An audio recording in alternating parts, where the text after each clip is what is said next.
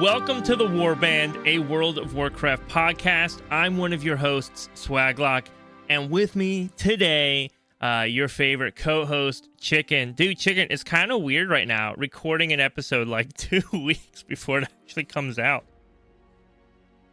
What? What are you talking about? Yeah, dude. This is not, dude. Why? This isn't 2 weeks. I can't keep secrets, current man. WoW news. Hey, did you see that they're adding an option to put toes on Xalatath? I did. You can actually modify how many toes Xalatath has in cinematics, which is pretty cool. They're also, I see they hot fixed the one button rotation, by the way. Oh yeah, dude, that's crazy, bro. Yeah, now it's a 0 button rotation. Yeah, dude. Oh my gosh. Well, because you have the option crazy now, right? Because a lot of people were struggling because they used all their keys for movement on their keyboard, and so they needed something to like be able to, I don't know, move around and not have to waste one of those keys for a spell, which is cool. It's cool that's going on. It's nuts. Yeah, it's crazy. Yep, it's awesome. But no, we are actually pre-recording today's episode. It's going to be a little bit more of a unique episode for us because normally we're doing more newsy or current WoW topics. However, that's not today. We have to get ahead because both Chicken and I have major life stuff coming up this week. I'm getting married. Chicken's having a baby. So we're going to be away for a little bit. And we asked a fan favorite guest of the podcast, someone many of you have actually requested to come back multiple times. Oreo, also known as Mothravita, is with us again. Oreo, how are you doing? Yay, I'm doing good. I'm very happy to be back. We're excited to have you back. Occasion. Yeah. It was fun. It was fun. I tell people all the time that last episode we recorded together was such a joy. It's just so like talking to you about WoW is so easy. You just love the game, and it's kind of like you can tell you love the game. It makes it easy to talk about. Yeah, I love talking about the game, especially with like-minded. And so we're talking about like deep into like Wrath dungeons, and Chicken's just sitting there like, what are they talking about? What are these guys doing? What? All right, so we were kind of memeing at the start of the episode, but I think conversationally, I do want to kind of start there, right? Obviously, we don't like we're not recording for the next 2 weeks. We don't know what's coming up. We don't know what's happening. 11.1.7 though does look like it's gonna be released. Did they say it was the 17th? Is that the release day for 0.7? Okay. Yeah. So with the 0.7 release day, I imagine they're gonna want to pretty quickly put the 11.2 PTR up, which means we're going to get a lot of 11.2 news. We still don't... Okay, as of recording, it will probably be out there. I gamble this will be out there by the time this episode goes live, which I think will make this more fun. I want to try and theory craft together what we think the next season will be about. The next season. Right, yeah, what is 11.2? Where are we going? What are we rating? What are we after? What's next in Xalatath's plan? It doesn't have to be like super lore driven. It can just be what you would want to see, what you think would be fun, what you hope maybe the raid experience looks like, what you hope, what dungeons you hope returns. But yeah, dude, I'm curious. Yeah, what? It's got to be something with the Earthen, right? I feel like we didn't do anything with the Earthen yet. What? Earthen, true. I feel like we've been with them the whole time. Exactly. Right? Well, I meant like in a raid experience or like a dungeon experience. There hasn't been anything with the Earthen. I guess you can kind of say Cinder Brew is sort of Earthen, and I guess Stone Vault is like a little Earthen, but like not really like Floodgate. Floodgate's interesting because it's an Earthen zone, but I guess there's no Earthen involved, right? It's just all goblin. Yeah, like we don't have like a huge like Earthen presence in really any of the raids, for sure. Max level content, right? Maybe delves, sort of, but like, I mean, come on, I don't really count that as. I guess predominantly though, the Earthen aren't really playing big enemy roles, right? Like they're not like we don't even now. Do we have? I don't think there's anybody who's like. I think anybody who was an enemy is kind of like out of the picture as an Earthen. Yeah. Is that one guy, right? That one guy from Stone Vault at the end. Yeah, oh yeah, we kill him. Yeah, we kill him. He's gone. Bad. He's juiced now. I think it's the Harrenir. If we're talking about like races that aren't involved, the Harrenir. Chicken, do you know who those are? Harrenir. Is it Harrenir? Harrenir? I have no idea. I think they, if I remember correctly, they actually changed the spelling of the name before the game released. By the way, It was like one thing when it was announced, and it was like another thing when the game came out. Which throws me off extra. But it's those like night elf trollish druid things that were following us around a bunch. You know what I'm talking about? Oh, I honestly didn't even know they had a name. Yeah. They have a name. What's also really fascinating with them is the way they're designed. They're designed in a way that definitely appears to be like it could become a playable race. Their feet, they actually have like 2 feet options that you can choose from. They have multiple face options, hair options, skin color options, tattoo options. They're like built as if they were meant to become a playable race, not just a like, hey, this is just something exists. And my theory is that anytime we've ever had an allied race in an expansion, aka the one time we had allied races, they gave us like 10 of them. So it's kind of weird that like a major selling point of this expansion was that they were just gonna give us only one allied race and not multiple. I suspect before this expansion's over that we're gonna get them as a playable race. However, we have done like nothing. We've done like nothing with them. So I think it could be something. I think it's something with them. I just don't know what. With the Black Blood, maybe? Did we get another purple raid? Purple raid would be fun. Yeah, we had the spider raid. That was purple. Did we get another purple one? I mean, maybe. I don't know. I'm not really big. It seems to be going kind of the way of ethereals. That's true. We did get the ethereals. Yo, what if we go to the ethereal planet? Kavesh? Is that what it's called? Tazavesh? No. Oh, I would go back to Kaz. Can we have Kazavesh in the rotation next season? No, Tazavesh. Sorry, that's what I meant. Tazavesh. I said Kazavesh. Can we have Tazavesh? Like both Gauntlet and Streets? I could see them choosing one of them. I think they'll have at least one Shadowlands dungeon in the mix. Yeah. I can't imagine. Well, they might have 2. I don't know. I mean, they have to put in what's it called? The other side. I missed the other side. I feel like that's like just a go-to. I love that. I mean, too. Mm-hmm. I feel like out of all the other Shadowlands dungeons, that's the only one that like makes sense. That's the only one that's like good. Oh, and Shadowlands had a lot of good dungeons, right? Am I making this up? Oreo, back me up on this. Shadowlands had good dungeons, right? Oh, well, no. Good in what way? Oh no! Oh, exactly. Oh no! I'm the only one here. Oh no! I really like the theme and the look of a lot of them. Yeah. The one I hated was Spires of Ascension. I hope that never comes back, please.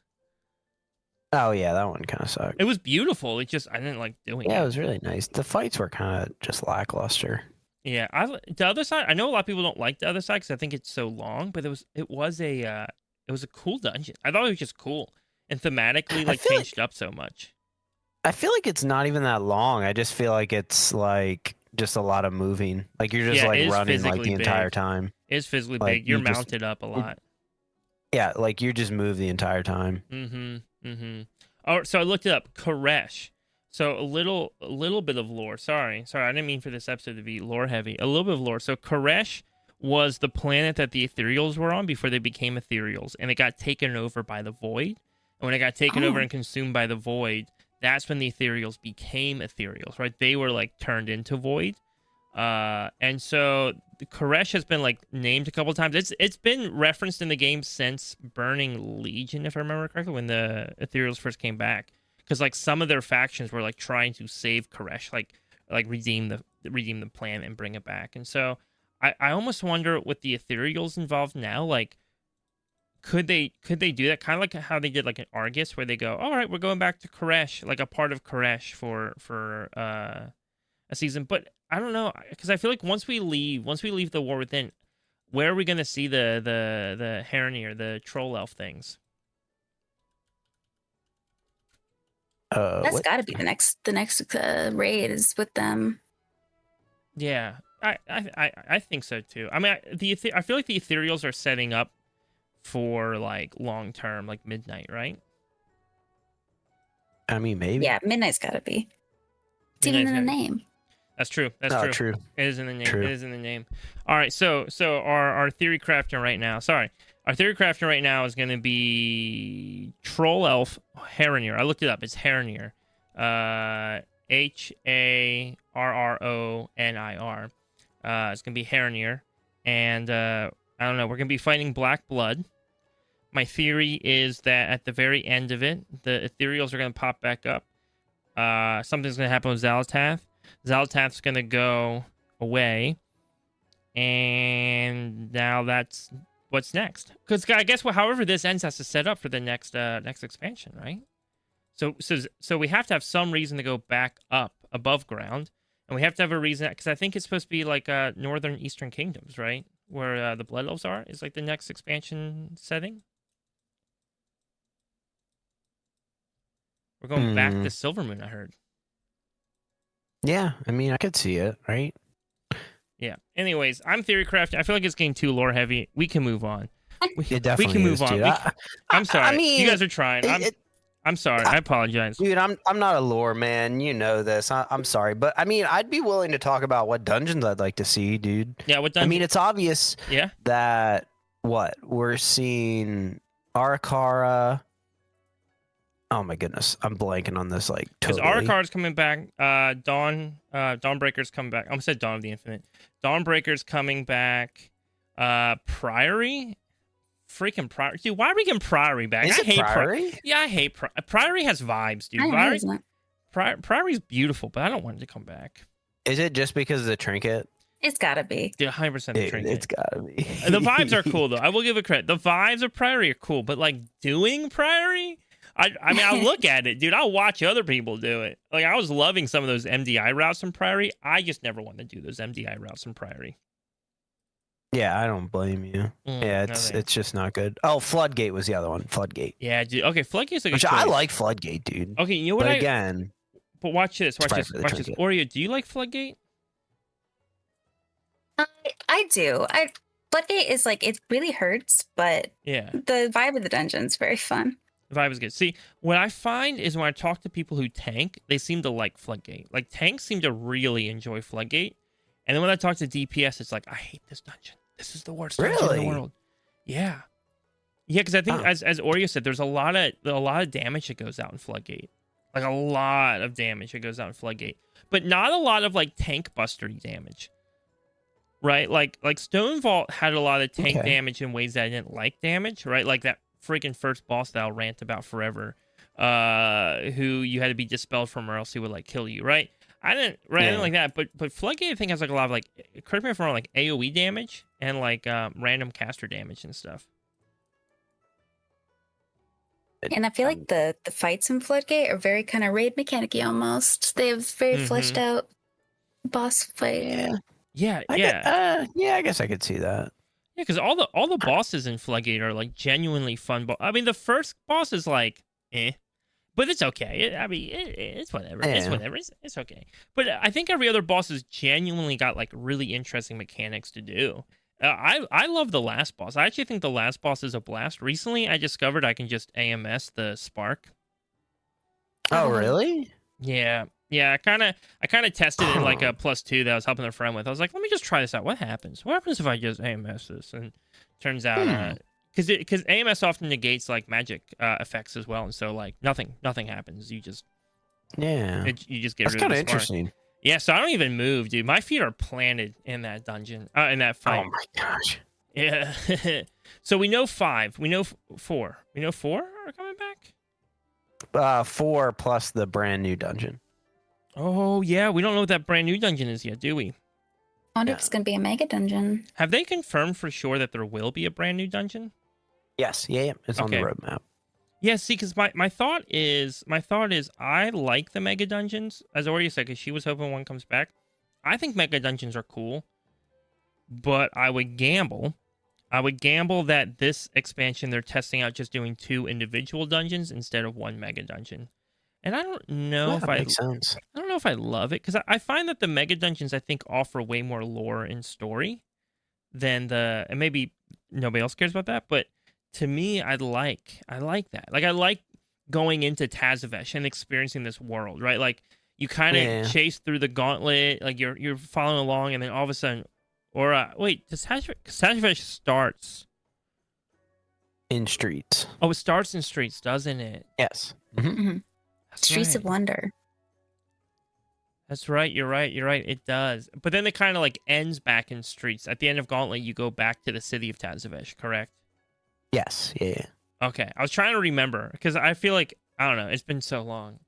I would be down. I would be down, especially with like the ethereals involved. I'd be down. I thought Tazavesh was going to come back this season, to be honest, because of all the cartel stuff.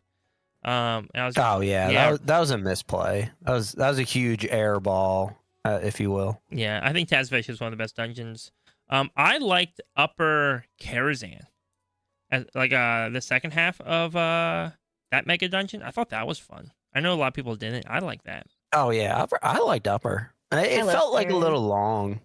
I'm Mhm. sorry, Oreo. What'd you say? Oh no, I was saying I love Kara. Any capacity. Yeah, it's fun. That's a fun one. We had BFA had Mechagon, right? Mechagon's good. Mechagon's good. I think Workshop's definitely my preferred over Junkyard. No, stop. You prefer Junkyard over Workshop? Yeah, dude. Oh my Really? goodness. Mm, Yeah. I didn't like Junkyard. No, dude, No, I think I don't know. I don't like dungeons that make me feel like I'm bouncing around walls, dude.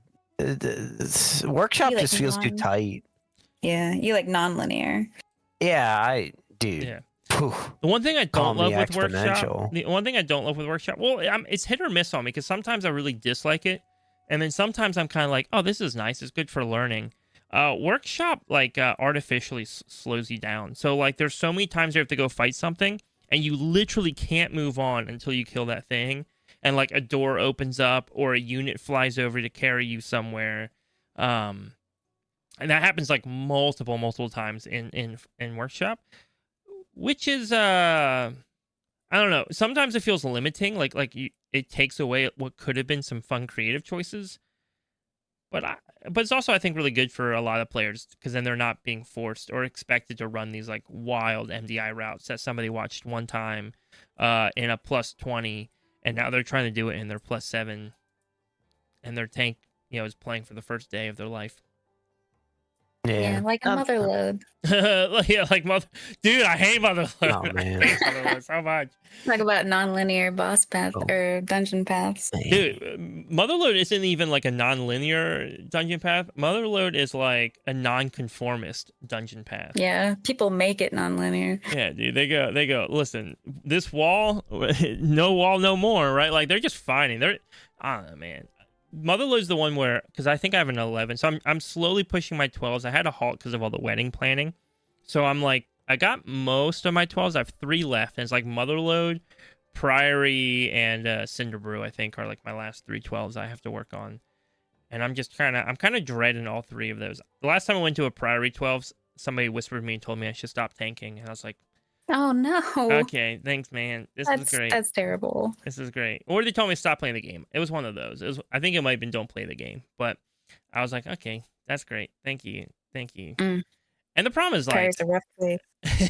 well, the problem was I think I went into a Priory 11 and I was getting yelled at the whole time that I was pulling too big, right? And so then went to the 12 and I pulled like a little bit smaller, not like crazy smaller, just a little bit smaller. And then I was getting yelled at that whole run that they're like, do you not understand that you have to go faster in order to complete I'm like, what do you guys want? What do you guys want? What do you want? But yeah.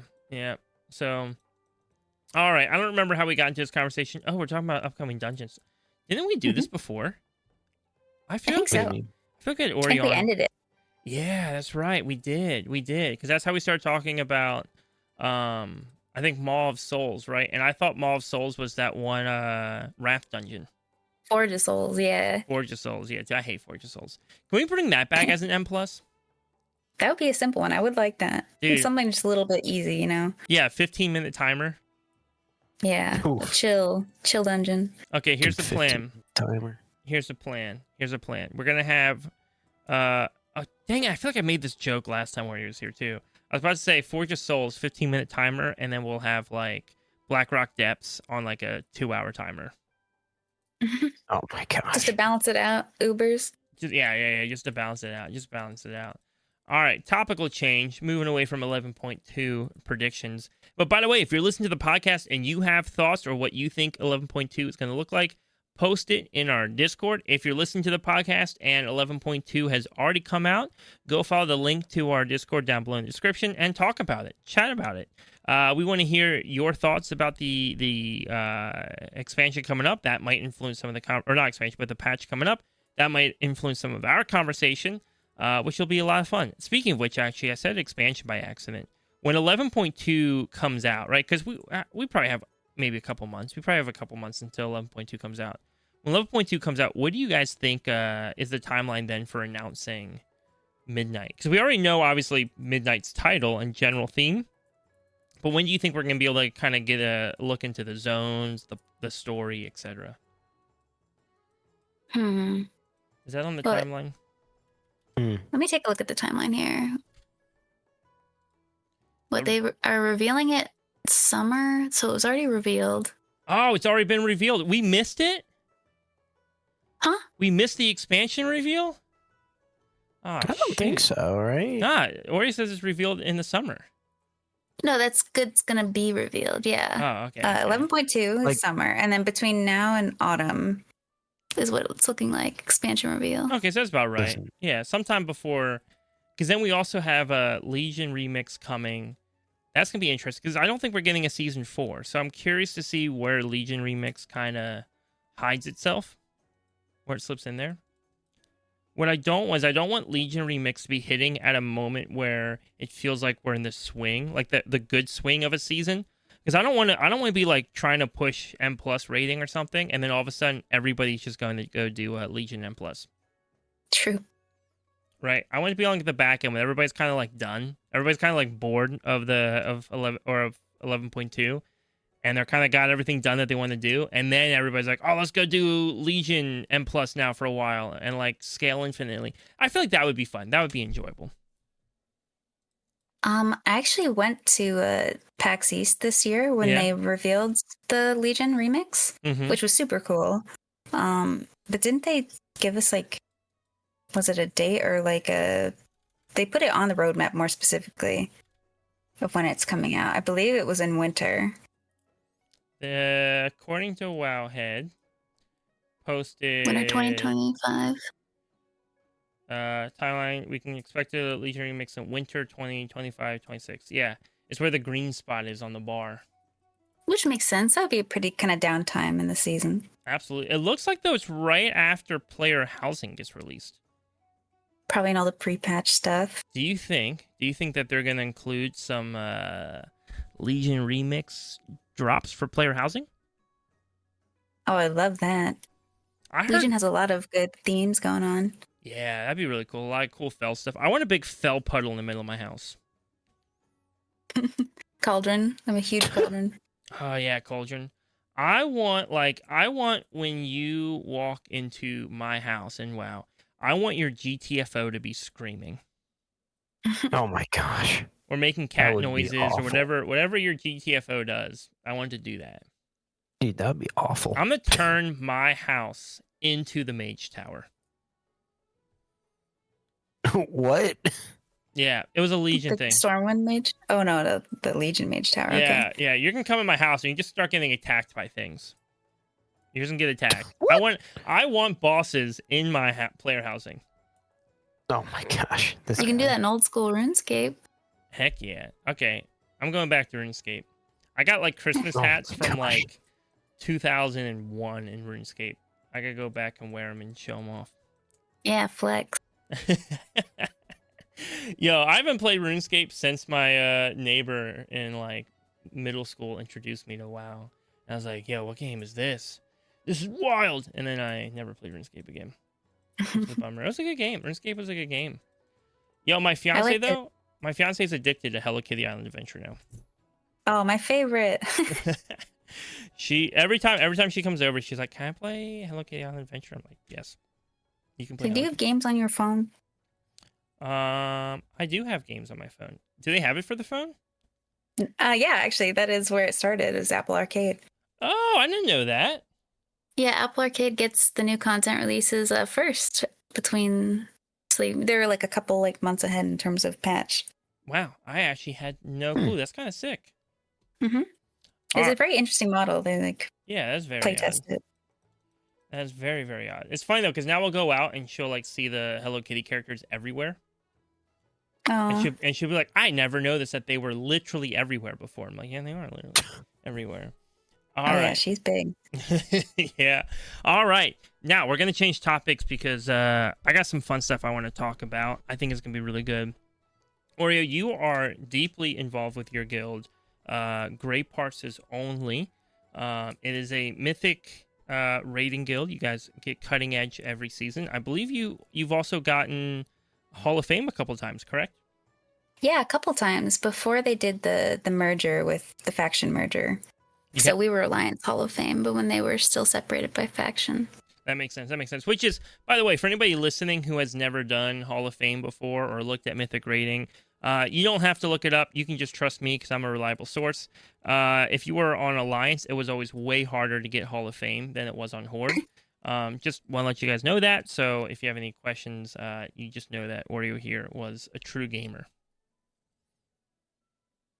Oh, man. Yep. But anyways, so I think we talked a little bit about it on the last episode that you were on, but you actually like oversee a lot of the healing side of your raid team, right? So you kind of manage when cooldowns are supposed to be used, etc. during raid experience, but you also, I believe, work with the recruitment side of your guild, correct? Correct. That was actually my first role as officer, was recruitment. And while it sounds like I kind of do it all by myself, we really manage apps on like a council system. Mm-hmm. So like an app will come in and we have a whole council look over it and kind of yay or nay it. And I'm just responsible for contacting the apps. Yeah. Like the Council of Three Hammers, correct? Well, if you maybe like 11 hammers. That's true. Dude, what's the old red shirt guy audio? It's like Courage and Wildhammer was supposed to be on the Council of Three Hammers, but in the beta I think I got backwards, but it's something like that, right? And every time I hear the word council, that's all I can think of is red shirt guy getting up in front of the WoW panel during the beta testing phase of WoW and like correcting them on their own game. Oh, Falstad. Yeah. Falstad Wildhammer was supposed to be on the Council of Three Hammers, but in the beta, they thought the developers forgot that he didn't die, and so they put Courage and Wildhammer on there. And then the panel was like, and so he asked him, he's like, why isn't Falstad there? And the panel's like, isn't Falstad dead? And then they went like looked it up, and he wasn't dead. And so he's a hero amongst heroes. However, off topic. You work with your guild, obviously, in the recruitment process. You work in a mythic raiding guild. And I think what's cool with that is a lot of our listeners, they're not mythic raiders. And by the way, if you want a great tool for recruiting, if you guys are like, we need a killer recruitment tool, what we have found works really well, convince a couple like doofuses in your guild to just like start a podcast. That's smart. Yeah, trust me.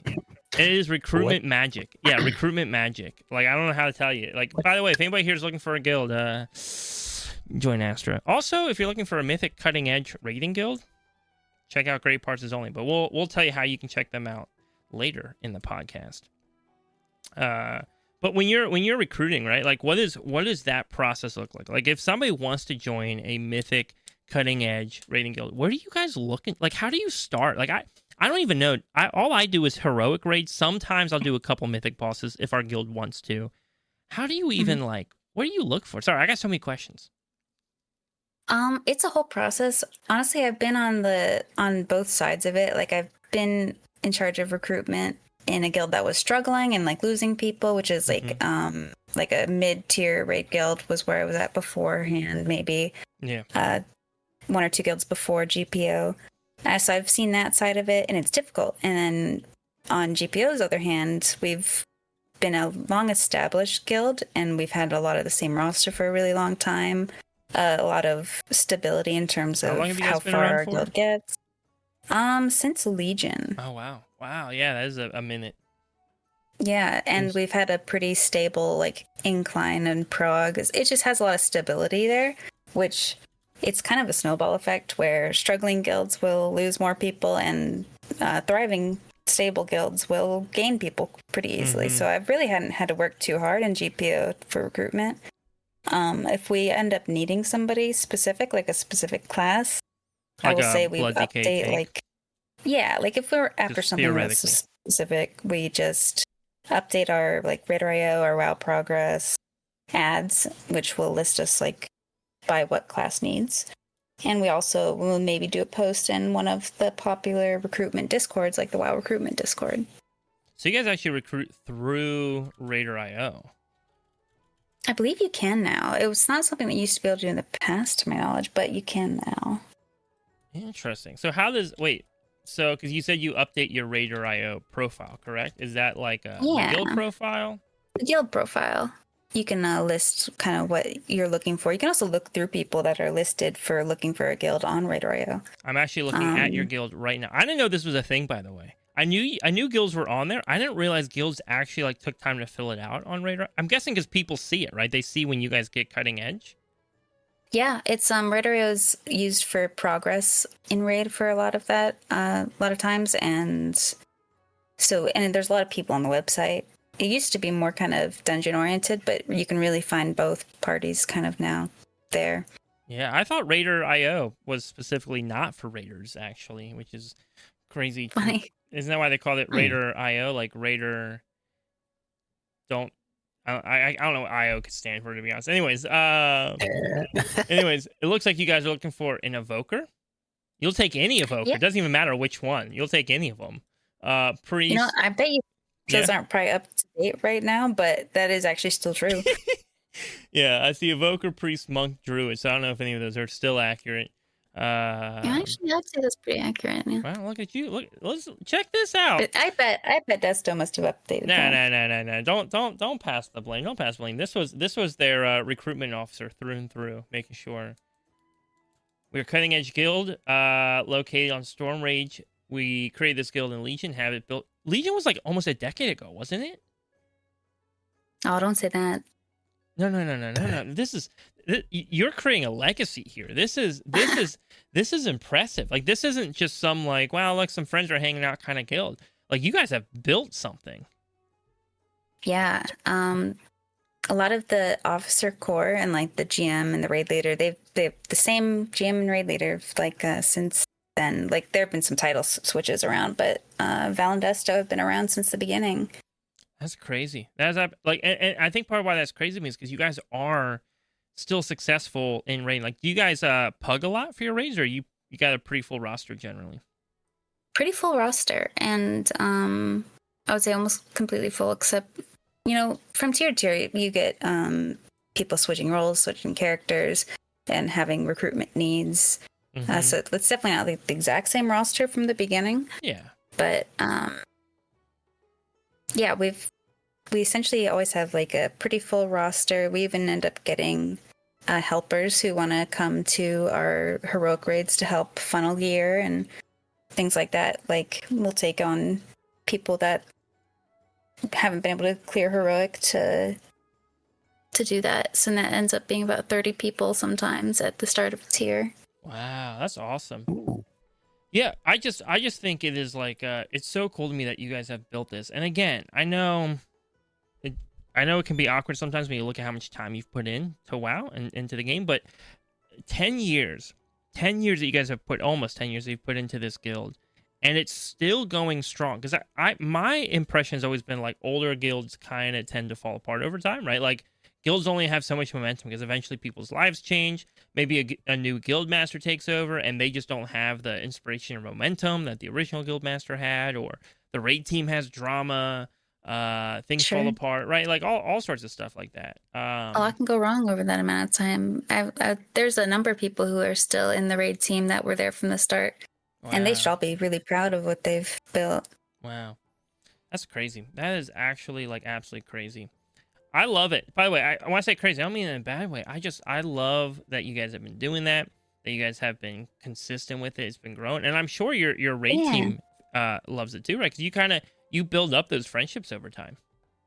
Yeah, I think that is something that I found very special. I tend to, in my like guild history, I tend to stay quite a long time with with the raids and the guild, and that's a really special thing to find. In WoW, you can have new guilds that kind of boom and bust. They start really strong, have really strong player, like right off the beginning, and those tend to be new form guilds that are volatile and end up disappearing after maybe a tier or two. But it's hard to find a guild that has been long established, still pushing cutting edge content. Yeah, and not impossible. I would say a lot of the top guilds that do that are. Yeah. Wow. Yeah. Because what I've heard generally with a lot of cutting edge guilds, with a lot of mythic rating guilds, is you kind of you're always just working your way up, right? So you're always just like, well, this is where I'm at, but I'm now trying to get into the next guild. I'm trying to get into the next guild.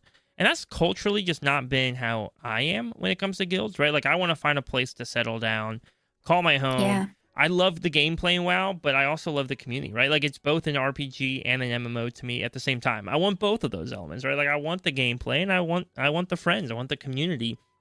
And I think when they jump around too much, it's hard to maintain that. And so, as a guild that has been raiding for as long as you guys have, has been maintaining a roster of many of the same players for as long as you guys have been maintaining, even if it's just 5, even if it's just 5 people who've been around the whole time, or around for a couple of years even, that's still, I think, abnormal maybe in a mythic raiding experience from what I've heard other people say.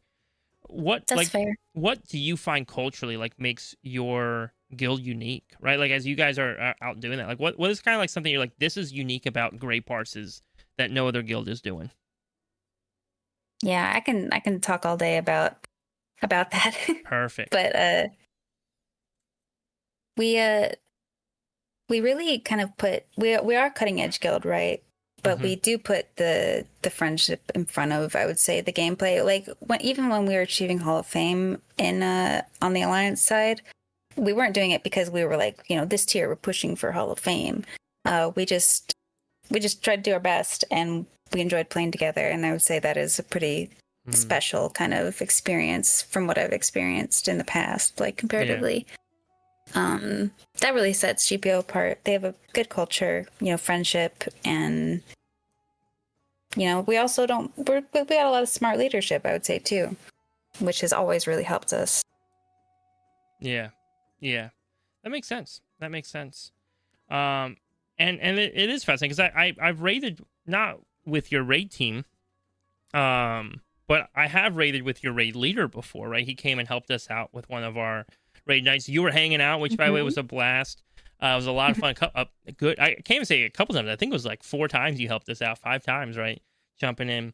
And I could just tell right away, right? Like the attitude and the encouragement I think that Desto brings with him into the raid experience. It is not what I expected, because I was like, okay, hey, look, we have because we were, so for context, real quick, for anybody listening to the podcast, our guild was raiding Heroic Undermine. We had gotten to One Arm Bandit, and right before we had to fight One Arm Bandit, I get a call from our raid leader, and he's like, hey, man, I'm not going to be able to make it to raid tonight. Can you, we have a couple slots we need filled. Could you we're short on healers, especially because our raid leader is one of those healers. Can you fill the healer slot and cover raid? And so I'm like, sure. At that point, I was pretty confident we were not getting One Arm Bandit down very quickly that night. I was like, it'll probably take us most of the night. I don't think we're going to make any attempts on Muggsy, because I didn't have the time. I was coming straight from work. Didn't have the time to try and figure out how to also learn all the mechanics for Muggsy. And so Oreo agreed to pop in, and your raid leader Desto and your friend Scro, you guys all popped in to help us out. And we ended up getting One Arm Bandit down actually pretty quick, like relatively fast that night. And we get to, I think within 30 minutes maybe, we got him down. And now we're standing at Muggsy, and we have 2 hours left on the scheduled time. I don't like ending raid that early, because people set that time aside. They're there to the game. The game. They put that time aside, and I'm just like, I have no clue. And I knew Desto was there, and from how I heard him talk on One Arm Bandit, I was like, okay, he seems like a really nice dude. I've also heard him in the background of your streams when I'm hanging on your streams on Twitch. I think I can trust him. I think he's good. And so I asked him to kind of raid lead that night. And oh my gosh, he was so encouraging. Like I left that night going, dude, I need to learn raid leading tips from this guy because he's inspiring, right? he's very inspiring. He encourages you to play better, but not in like a, oh man, dude, he called me out kind of way, but just like in a, like, oh man, like I'm having fun, I want to do better kind of way. Like I feel like it's very positive. I think when it's very encouraging. When I'm raid leading, it's so quick for my emotions to show sometimes, right? Where like somebody does something really stupid and I'm like, yo, what are you doing, chicken? Why are you right? Like it's too easy for, or even just like a little bit of like the sarcasm to come out, or you can just kind of like hear the tone in the voice. Like you can hear somebody get upset. And the whole time, no matter what dumb mistakes we were making, you could just tell he was just enjoying the game. He was having fun. And I think with that encouragement, our raid team just played so good that night, right? So you guys have such a, I don't remember where I derailed this from, but all that to say, like, yeah, your cutting edge guild raids in such a way that like I don't see many guilds lead that way at that level. Yeah, I think that's really fair. I think Desto in particular is a really special kind of leader on that regard, because you combine just the very positive outlook and the kind of the really right set of priorities, you know, keeping people feeling good and, you know, accomplishing things in a successful manner. Yeah. And you combine that with somebody who's also wicked smart and loves to raid prep. Well, not, maybe I shouldn't say loves to raid prep fights, but he loves figuring fights out and, you know, learning the mechanics and figuring out the best ways to get other people to learn those mechanics, which is a whole nother challenge on its own. Okay, you know who he reminds me of? Because I want my listeners to have like a picture in their head of like what this guy is like. We'll have to get him on the podcast sometime. I think he was busy this week. We were looking at maybe for the last episode, but he reminds me of Dratnos. Yeah. Oh, you should tell him that when you get him on the podcast. He does. The way he speaks, you can just tell there's like a love for the game and an excitement for the game. Like it's just, he almost gets like giddy talking about it. It's fun. Just don't talk to him about lore though, because he doesn't know a single thing about WoW lore. Don't worry, I'm still friends with Chicken, and Chicken knows nothing about WoW lore, so we're safe. He said he'd be happy raiding if everybody was Roblox and there's just little blocks on his screen. He would be happy with that, he'd say. But there is, but to that point though, there's something fun. There's something fun trying to figure out like mechanics on the fight. You know, like how do we get 20 people to like coordinate together? That's really enjoyable. It's like a math problem, which is one of his favorite things. Funny enough. All right, so the drama this week on X, the Everything app, is that I guess somebody applied to a guild, and the guild wanted to see their UI. So they're required to see their UI as part of the application to Mythic Raid. I don't know how impressive this Mythic Raiding guild was, whether they're up there or not up there. No context was given about that, just that they needed to see the UI, right? So, our listeners right now, if one of them wanted to apply to a Mythic Plus guild, they probably don't know what to expect. They don't know I don't know what to expect. If I was to apply right now to Great Parts Only, I have no clue what you guys are looking for. I can't pass that test because I don't know what the test is. So my question for you, not that I'm leaving my guild, don't worry. Listen, Spell, if you're listening to this podcast, I love you. You're the best guild master in the whole world. I'm not going anywhere. I promise. It's just content. We need podcast content. So if I was applying to Great Parts Only, right? You see an application come through, boom, Blood DK, Swaggles, in your inbox. What are you looking for? Not just like the class, obviously, or the spec, but what are you like looking for as you're looking for new recruits and you're trialing people? Like, what does that whole process from start to finish look like on your end and on their end? It's a case-by-case basis to start. Like, one thing we for sure don't require is a look at somebody's UI. And funny enough, I actually have an experience with this. Before I joined Great Parses, my longtime like family guild had just died out.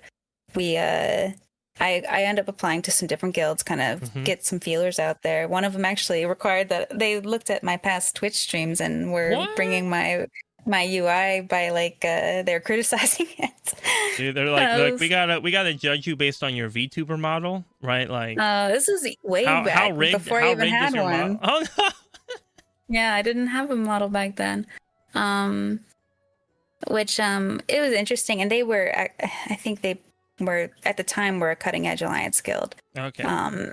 They actually don't raid anymore, and it was just a totally different vibe from GPO. When we get an app, we will take a recruitment app through basically a bot in our Discord. Yeah. It'll be a channel, it'll eat it up, and it'll erase it, and then it'll send it basically to our veteran raider loot council. Okay. And that's who ends up looking over the app. Kind of everyone will weigh in. It's a good fit or not. Because we're a cutting edge guild, we tend to just look for people who have some experience with mythic raiding. We don't require cutting edge, it's not required to have cutting edge to join a cutting edge guild. We've looked at people who are even a couple bosses into mythic, mid mythic bosses, looks good, and go through their logs. It depends on the type and the role. We look at a healer logs a lot differently than we would look at a DPS logs, and it's not all numbers either. You don't need to be the top of the DPS or healing meter to really be considered good as an app. Especially, I think at this point in the season, probably a lot of it's mechanical awareness, right? Yeah, and you can see that. If somebody has 99 parses across the board, but maybe they only have 199 parse and the other 4 are zeros or ones because they died 10 seconds into the fight, that would heavily change how we would think about an app. You do more damage when you're alive. That is true. That is very true. And man, that's definitely one of the things that I think gets me the most. Even at the heroic, again, I only rate the heroic level, but even at the heroic level, the number of times I watch guildies just get so hyper focused on the rotation, and I'm like, man, you're damaged. And I'm not even talking about the people who are topping the damage meters, but just anybody who's getting super focused on their rotation, and all of a sudden they're dying, and they're dying a lot, and it's just hey, you would do way more damage if you were alive. It's a tough balance. It is, because you also want to your intention is that you're not going to die, right? So you're not trying to play as if you're gonna die, right? You're trying to play as if you're not going to die, and so you're just trying to pump, but then you do die, right? It does happen. So how do you play as if you know that something's gonna? I don't know. I'm confusing myself in how I'm saying it, but so you're looking at kind of probably some damage output, but you're also looking at their deaths. You're looking at their survivability. Or positioning sometimes, depending on the fights. Yeah. And depending on how big of a role it is how far we go into it, right? So if you're a healer versus a blood decay, it really just depends. We'll have everybody kind of give their opinions of the fit. We have some, what is the word? Different questions in our app that people can answer. Kind of give a sense for personality, because that's an important fit too in a long-standing guild. Is that everyone kind of sort of gets on the same page and same vibe.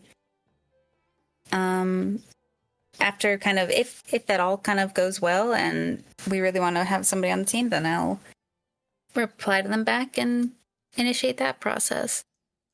That totally makes sense. And now, once somebody makes it in, right? So you've reached out to them, you've gotten them into the guild, they're starting a game with you guys. What are you particularly looking for, and what is that? Because I know some people call it trialing. I don't know if you guys trial or you're just hey, you're in. Oh, awesome. So, what does that process look like? I know I was talking to my buddy X one time. This was maybe back in Shadowlands or something, and he was trialing in a guild. He's yeah, they're trying to see if they want to replace their mage with me. And I'm that feels odd. I don't think I like that. We haven't really done that. Right, yeah, and I think you've mentioned me that you haven't, which is part of why I felt comfortable saying that, right?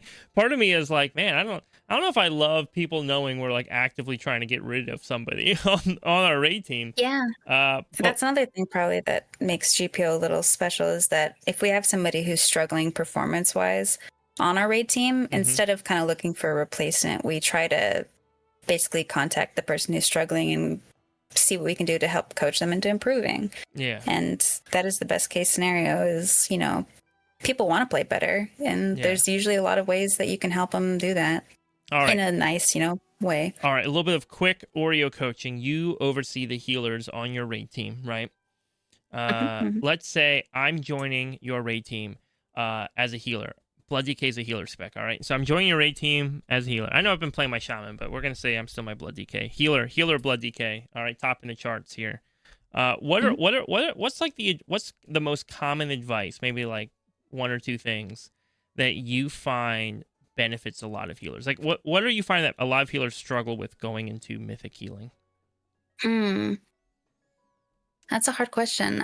It probably depends on there can be multiple different facets of what people kind of struggle with.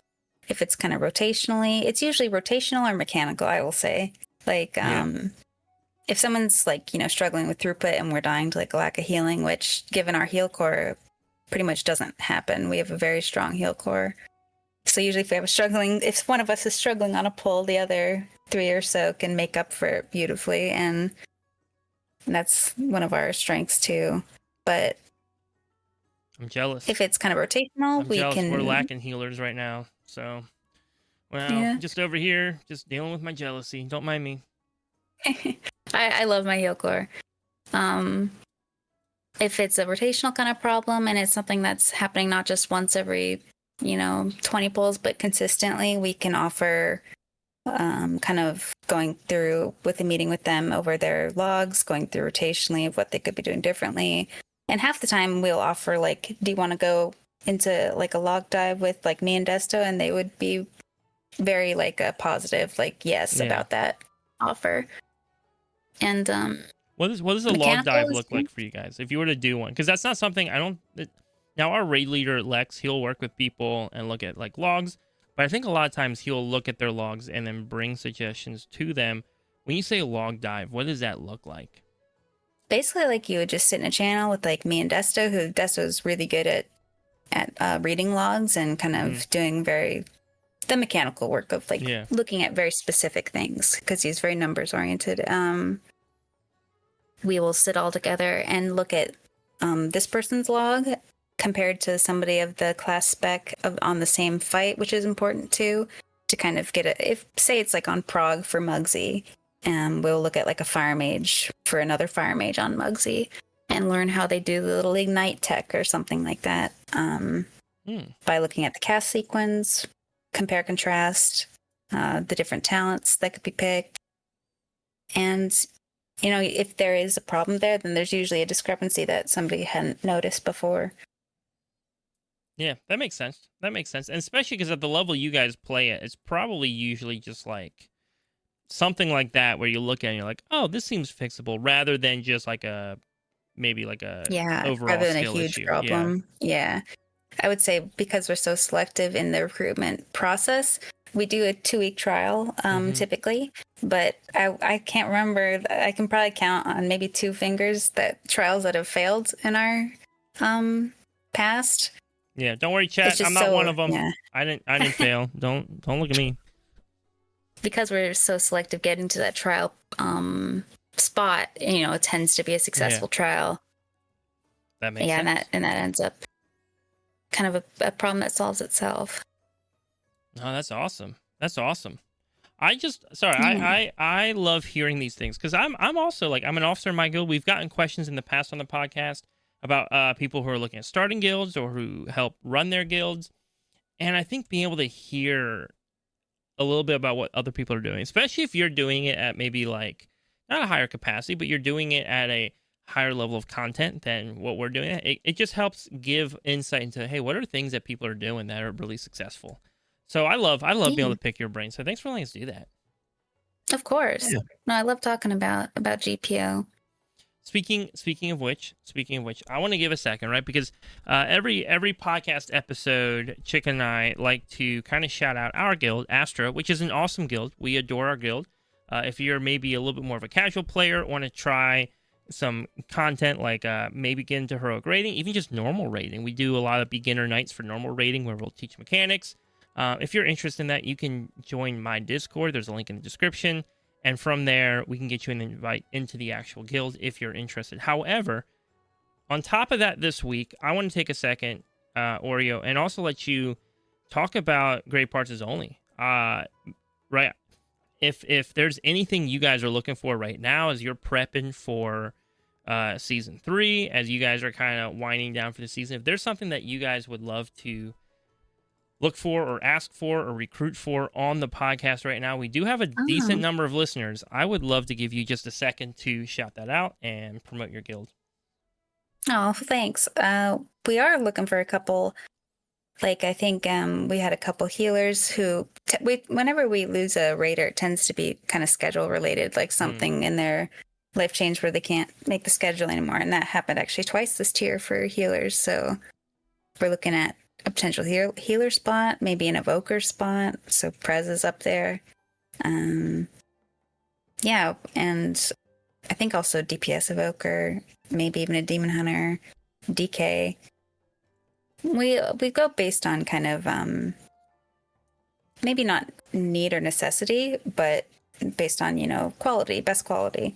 So I'm happy to look at apps. That is my job. Makes if sense. Anybody would like to apply. Perfect. Yeah, if anybody is interested, if you're like, I really want to maybe start getting into mythic raiding. I've been doing some, but I haven't really found a guild. Maybe you've been pugging it. Maybe you're in a guild right now and you're like, dude, the environment of this guild, toxic. And I'm listening to them talk about Great Parts Only, and it sounds so good, so homey, so fun. We are going to have a link. Would you prefer a link to your guild website or to the recruitment Discord? Let me see. I believe our website has the Discord a link to our recruitment Discord. So that'd be gpostormrage.org. Perfect. Then we will put a link to your website in the description for anybody who is curious to check out Great Parts Only. We will have a link to that. And then also, obviously, Astra, follow the normal Discord link that we have down there for the Warband Discord. Oreo, thanks for chatting with us, though, about kind of the guild side of things, because that's fun. That was a conversation I wanted to have with you last time you were on, and we just got so all over the place. We never got to have it. Yeah. But I love it's watching, really intricate. Yeah, I love watching your streams and you guys raid. It's just I've watched a lot of Mythic Raiders before, and there's something just uniquely enjoyable about your guild that I think is really awesome. And so I'm glad we got to talk about it. Absolutely. We also, though, we're not done yet, by the way. We're not done. We got some listener questions in, and there's actually some listener questions that are asking stuff that I think are still related to this conversation, so maybe we'll start there and then move onward from there. So I kind of avoided asking these specific questions because I don't want to steal them from our listeners. So we have a few questions coming in from Athenes for the podcast. I believe this is their first time sending questions in, which is awesome. But one of their questions right now that they have, of their 3, is that they said mythic rating. Who's it for? What percentage of players go 1 out of 8 versus 7 out of 8 versus 8 out of 8? Is the juice worth the squeeze? So ultimately, they're asking, like, how do you know, like for you, Oreo, when did you know that you wanted to mythic raid? Like, how did you get into mythic raiding? This was probably back in Battle for Dazar'alor. And that was BFA, yeah? Yep. I really liked the Opulence Crown in that raid, and I liked the mythic coloration, so I was like, I should start mythic raiding for That's this. brilliant. Yeah. And I actually achieved that. I achieved that goal. That's awesome. Before then, I really didn't have a whole lot of experience in mythic. I had just done AOTC for a long while, so I joined an entry-level mythic guild, and this is kind of the process, right? Like, you don't go straight from AOTC to cutting edge unless you're Screwed Easy, which is one of our guildies. He's fun. I like him. I like Scro. Let him know I like him. He's fun. You tend to kind of start in like a early prog mythic raid team, and if you're looking to push harder, you can look at kind of mid to late mythic tier prog raid teams, and then into cutting edge tends to be the process. So it's a long process because this can be years, right? Like, depending on how fast you move from guild to guild, or how much momentum you have, or how hard you want to push it. Yeah, that's true. For me, it was years. Chicken, you want to start our own mythic raid team? Dude, hard. That's true. Just trying to get 20 people is probably the difficult part. Honestly. Rip. Rest in peace. All right. Next question that we got coming in. And I think this is kind of chicken. If you want to chime in on this one too, it's kind of stepping into safer territory now. But it's still in the same kind of vein. They want to know what is like a week in the life of getting ready for Raid or Mythic Plus with your group guild.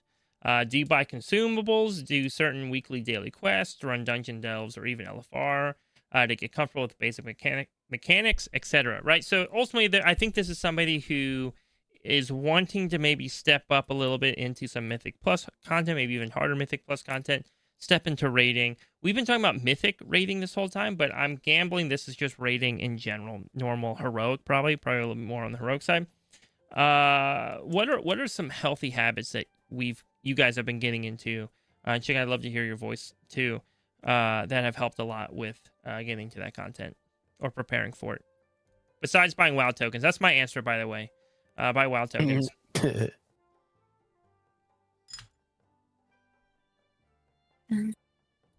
Is that for either of you? Either of you guys can answer. Bro, I haven't raided in like a hot minute, so yeah, but you've still been doing M plus though. The question's about M plus and raiding. Oh, yeah. I don't think I heard that part. Sorry. No, it's all good. It's I think they're basically asking like for that, like for harder content, right? For that more difficult end game content, what are good habits to be and what are things you do to prepare?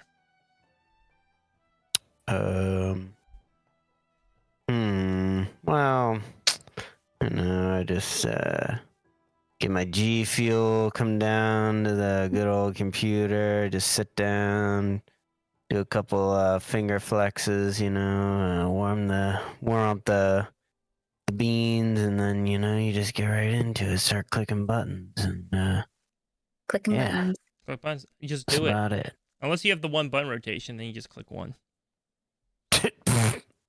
Just one button. Click 0.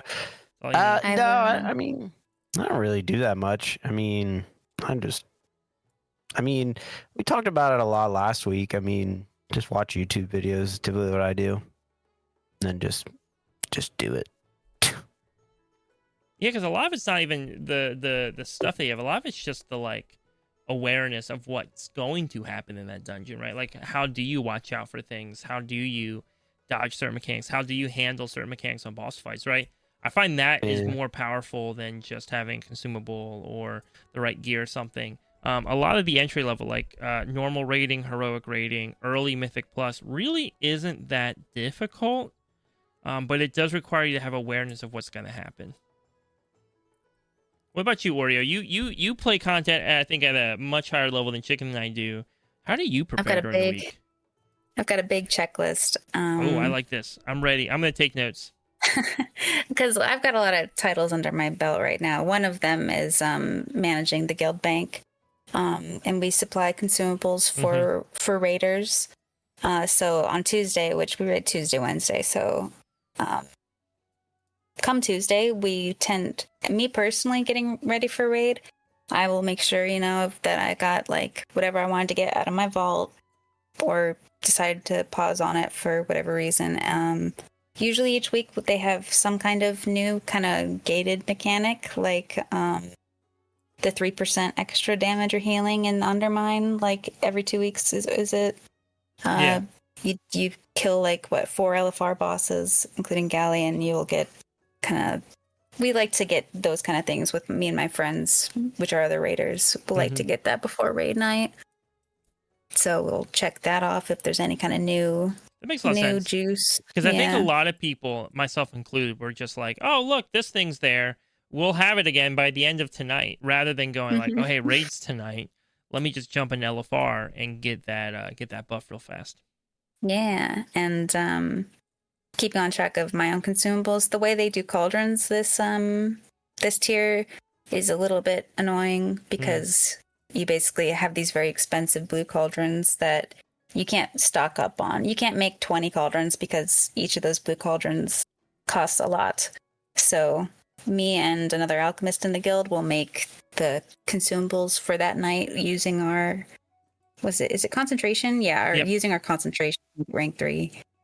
That is on a timetable, and I'll get all the Vantuses, I'll get all the weapon oils, I'll get all the health pots, mana pots, and I would basically stock our consumable tab for the raid night. Wow, that is a checklist. Wow, you're not kidding. Yeah. Wow. Does that ever feel like overwhelming for you a little bit to like get all that done? I also cook the feast too. I forgot because they have the hearty feast. Did you have the hearty? Oh my gosh! I'm guessing you probably use guild funds and materials for that. Yeah, we do. That makes yeah.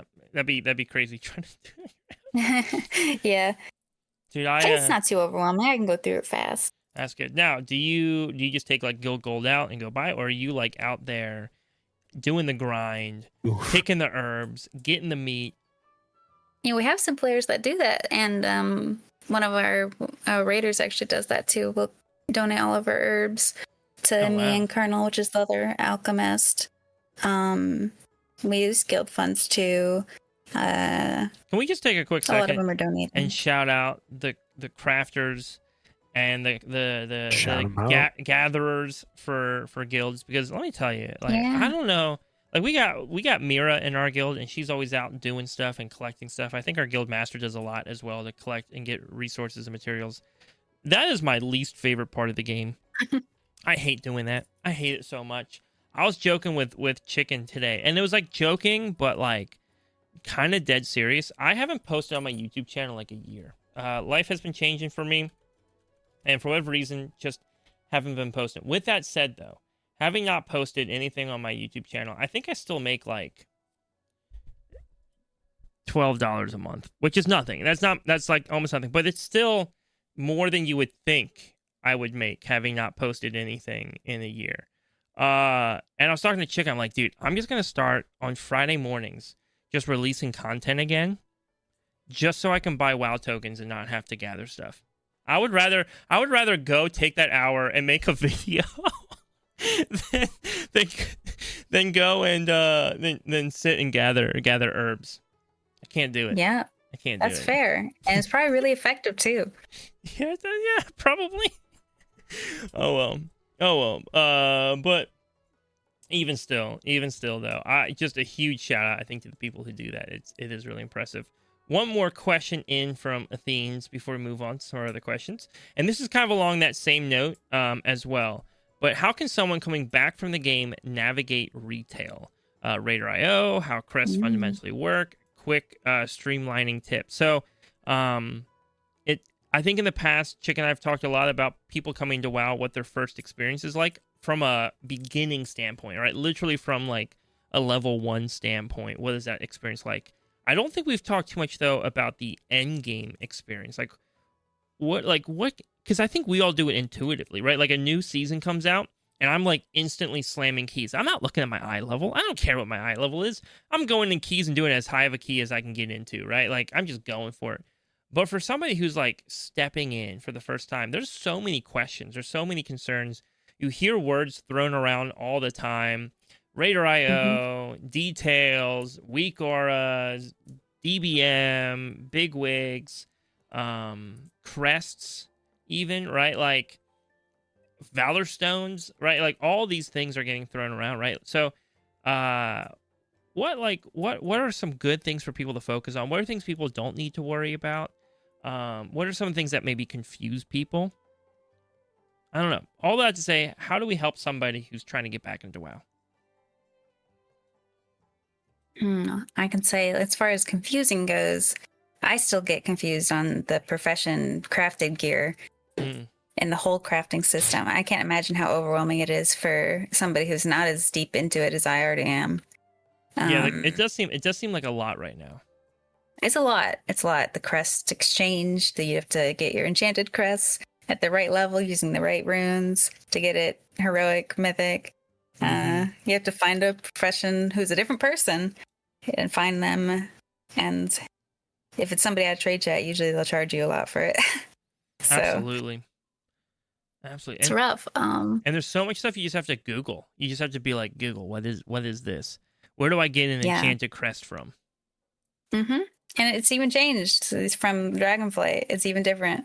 They'd love to change things on us, but my best advice would probably just be to try not to get overwhelmed with all the systems. Then in ins and outs, you can get lost in the in that whole process.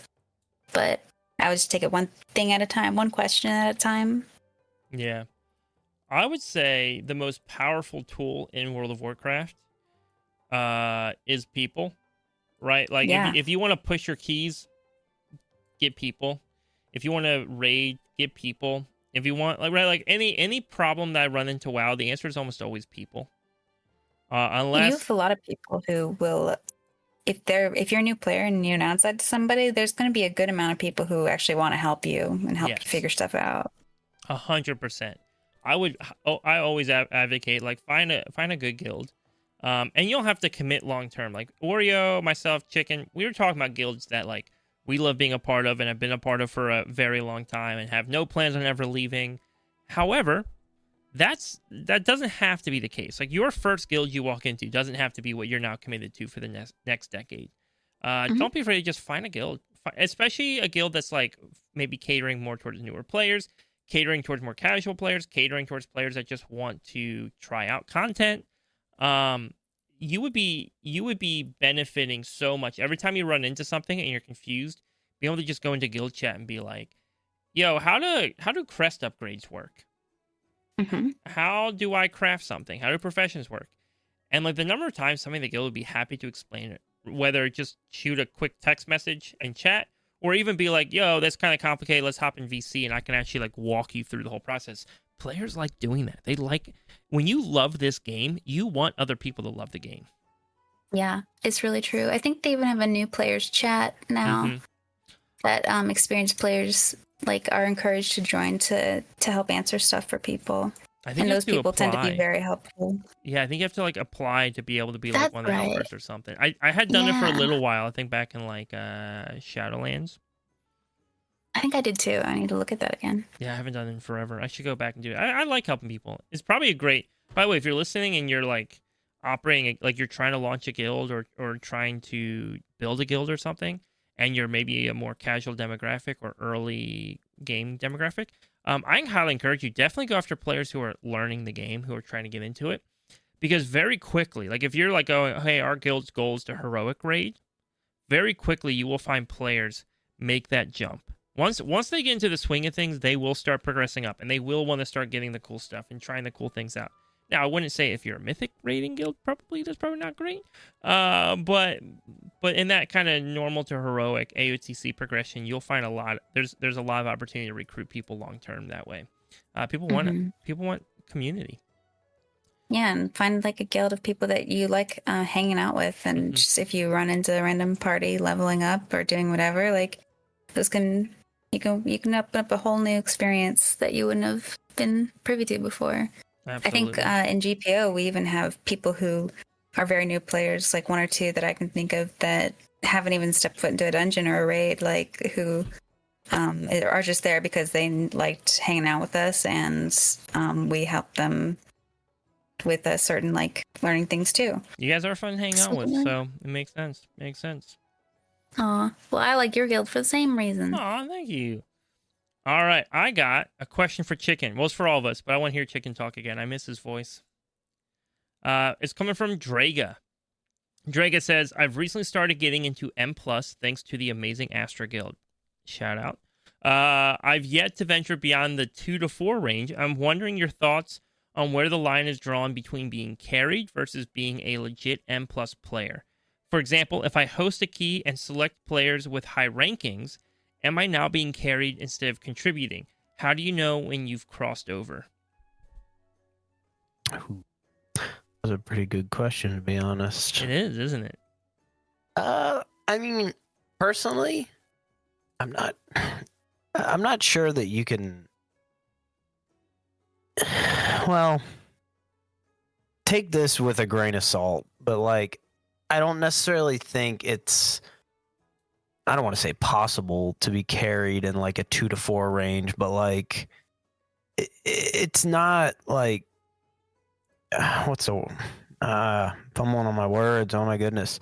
It's not like, I wouldn't say it's the norm to be carried in like the 2 to 4 range. Like, unless you'd have to be like mad undergeared. Like, I'm talking like 590 or something. Like, you just hit like 80 and you got like all like, I don't know, adventure tier gear, like then I might consider it a carry. But I think if you're definitely doing heroic dungeons, I think you're probably within that 2 to 4 range, still contributing enough that it wouldn't be a carry. I think once you pass the 5 range, I mean, maybe 5 to 8 is still probably I'd say a little hairy, but I'd still kind of tend that to be a harder to be carried in range. Once you get into like the 8s and up, that's when it's a little more apparent. And I think the biggest thing is like a DPS is, how is your damage related to the other DPS and the tank? I think that's a good throw. I mean, I just did a 10 the other day, and I out DPS like 2 of the DPS, and they were like struggling pretty hard. And in that case, I wouldn't necessarily call it a carry, but it's definitely like, hey, you know, these DPS probably were a little, I don't want to say they weren't good enough for a 10, but, you know, they were probably in a group with some other friends, and they were like, oh, let's just do a 10. Like, you're probably good enough for it, right? So really, I think it all just depends on your overall damage as a DPS. I'm assuming, yeah, Draga is the boomkin, right? I think so, yeah. Yeah, Draga with the boomkins. I think he plays a few druids. What'd you say? I think he plays a few druids. Yeah, he's the one with the night elf. Yeah, night elf balanced druids. Yep. Yeah. We remembered. I gotta. But anyways, yeah, it's like just compare your DPS to other people. Obviously, the tank's a big one. If your tank is doing more DPS than you, that might be a key to kind of sit down and maybe look at that. Now, if you're running like a 2 and you got like a tank that's like 3K rating, then maybe it's not that big of a deal. But like if you got a tank that's like 1500 or like 2K rating, yeah, I mean, maybe something to just sit down and look at. Unless they're prop pelly. Those guys do way too much damage. It's not fair. They do. Yeah. They do. Yeah, there's probably some instances. My blood decay's been pumping. But... Yeah. I mean, what are you talking pumping, though, is the question. Blood beast. I don't know what that means. I was talking like percentage. I'm pumping blood beast. I mean, what'd you say? I'm pumping blood beast. Oh my gosh. I mean, in the 2 to 4 range, I just do your keys, man. Just literally just pick whoever you want. Like, just pick the most goated people, right? When you get to 8 to 10, I think that might be a little more, you know, where you care. But like, I mean, I don't think there's anything wrong with being carried. I mean, if you're like hard getting carried, then maybe, yeah. But I mean, I can't tell you that when I list my key, I don't pick the people with the best eye level and the best, you know, rating, right? I don't necessarily consider it a carry, but I mean, if people are good and they care, air quotes, carry me, right? I mean, it's kind of hard to defer that when player power isn't necessarily hard defined by eye level and rating.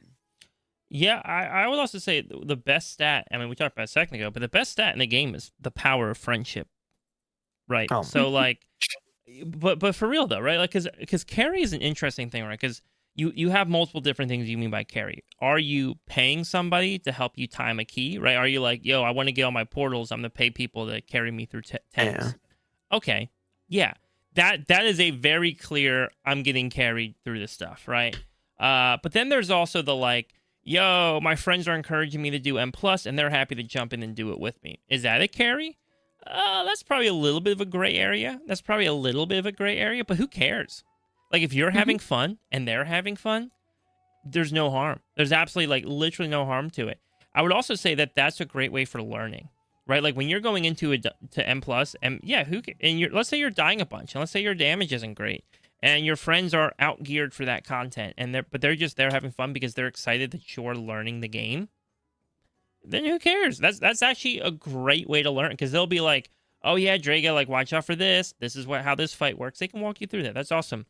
And then there's, like, the question you posed even, right? You're forming your own group. and you're picking people who are all like super high eye level. Fun fact about me, I almost always try to pick people who are higher eye level than I am when I do keys. Like almost always. Because I can. Like, right? Like if they're signing up to do the key and they're higher eye level, like invite them. And not just eye level, but rating as well. Rating plays a huge part.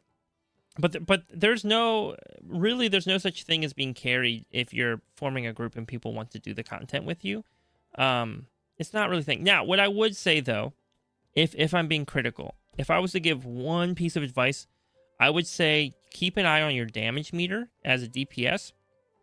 And as Chicken said, right, keep an eye on your damage meter. If you are like way lagging behind everybody else, then you might be getting carried. In the sense of like you might not be putting out the same that everybody else is putting out, right? Now, it's possible maybe that they're all just overgeared, right? If you're running with your guildies and we're normally running 12s, but we're in a +2 with you, then don't worry about it. Don't compare your damage. The healer might even be out damaging. Who cares?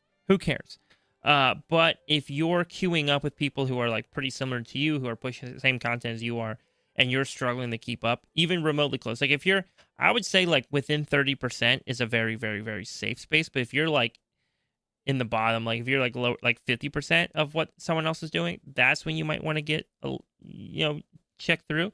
And again, ask a friend for help. Be like, yo, why is my damage so bad? What am I doing? Maybe it's talents, maybe it's rotational, and they can help you out and they'll give you that hand. That's why I think damage meters are so vital and important, because it's information that allows you not to have to worry about looking bad around people, because you can just see in real time what's going on. Yeah, and if it's your key and you're timing it and you're keeping up kind of with the pack, you're not dying like 10, 20 times. Like I wouldn't worry about whether or not it's a carry. Like you're not getting carried. You're just doing keys. Just doing keys. Yep. Ultimately, just have fun. Like have fun playing the game. Don't worry about it. And I would say if you're in the 2 to 4 range and you want to go higher, then just do it. Just do it. Right? Just push higher. It'll be pretty easy to know whether you're in a key that you're not geared enough to be in, because you'll die 10, 20 times. Yeah. And then you'll, well, maybe I need a little bit more gear before I do like an 8 or a 9. But yeah. That's the best way to kind of gauge it. Just try it. If you can do it, then you're doing it. And by the way, I'm pretty sure, Draga, if my memory serves me correct, and I've been so busy these last couple of weeks, my memory's not great right now, but I believe I ran your first M+ key with you. I was tanking, probably on my DK. And I think you did die a lot. You did die. Now, again, I'm pretty sure that was your first M+ key, maybe ever. And you died a bunch. I didn't care. At no point in that run was like, oh, dude, what is Draga doing? 100% as a guildmate, as somebody who was prefaced by you, like, hey, I'm learning, I'm brand new to this. I was just excited you were there. I was worried the whole time that you were going to be upset with dying so much. I was like, dude, I hope he's not beating himself up over this. Like, everybody learns somewhere. I remember my first key I went to and just being like, what the heck is this? I've never done this before. And so, like, dude, I've heard, like, I'm sure, like, you're improving a bunch. I've heard you've been doing our weekly keys event. You've been doing keys with guildmates. So do what's fun. If 2s and 4s are fun for you right now, keep doing them. If you're like, man, it was fun, but now I'm feeling like it's too easy, go higher. Push higher, right? Like, just enjoy it. All right. Yeah, that's a good metric. If it's too easy or not. Yeah, for sure. That's where I get sometimes, where I'm like, I get comfortable. I don't know if you're this way. I get like really comfortable. Like right now, 12s. I really need to finish my 12s. I think I got insulted a couple times, and now I've got sad and then stopped doing them. Plus, I'm busy. That's my excuse. I'm busy. After the honeymoon is over, listen, Oreo, I'm gonna kidnap you. I'm probably gonna take Scro with me. We'll take J-Rob from my guild. Yeah. We're gonna go slam some keys. All right. We're gonna have some fun. Maybe we'll drag Chicken along. But he's got a baby on the way, so who knows? No, thank you. All right, I gotta wrap up. Dude, I need my KSL before the season's over. But KSL doesn't define you, man. That's true. But I want it. That's fair. I'll get that one. Yeah. All right. Anyways, I was saying I think I get stuck in the rut of like comfortability where I'm like, oh, I know I can do a 10 and it's no problem, and then like I don't push higher. But this season's been nice. This season's challenged me a lot and been like, no, Swag, you can play a lot better than you've been playing. You just haven't wanted to. Yeah. All Yeah, right. that's pretty fair. Next question. We got 2 questions. We actually have more than 2, but I can only take 2. 2 questions from Rastagoat this week. Do you guys have any ideas for additional content that could be added to the game? I'm thinking along the lines of like what the Mage Tower was. I wasn't playing when it was current, but it sounds like it was well received. Any thoughts on what that might look like if it was put into the game today? So, Chicken, the Mage Tower was just like an extra bonus little game mode you could do. It's kind of like a challenge content, and you could like unlock like transmogs and stuff. Didn't we determine that like the Mage Tower was like similar to some other stuff? Like it's probably oh my not goodness. too. It's probably not too crazy far from Delves, right? What would you say, Oreo? Is there anything similar right now to Mage Tower? Yeah. It's probably more challenging. Mage Tower is really kind of like boss oriented, so I'm trying to think of something like that, like you fought like Dastardly boss. Duos.